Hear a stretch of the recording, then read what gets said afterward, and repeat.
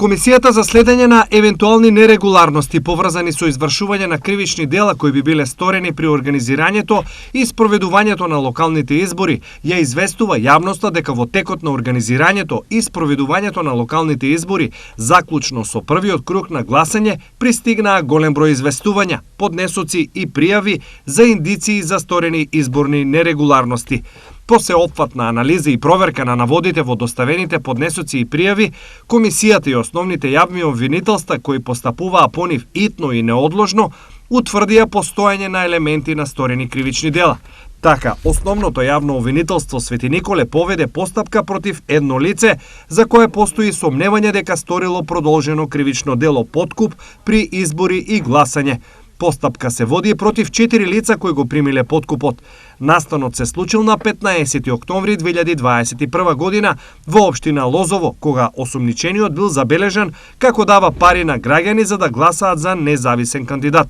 Со потврда одземена е документацијата и паричните средства кои биле пронајдени кај осумничениот.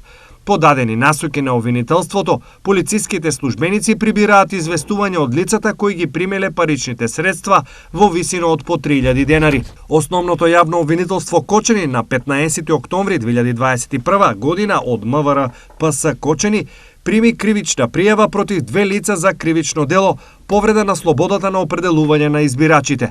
Во период од 8 октомври до 15 октомври 2021 во повеќе наврати, двајцата осумничени им се заканувале на повеќе граѓани од Кочани дека ќе бидат избркани од работа и ќе им бидат одземени други права доколку излезат на гласање и гласаат за партијата чии симпатизери биле тие.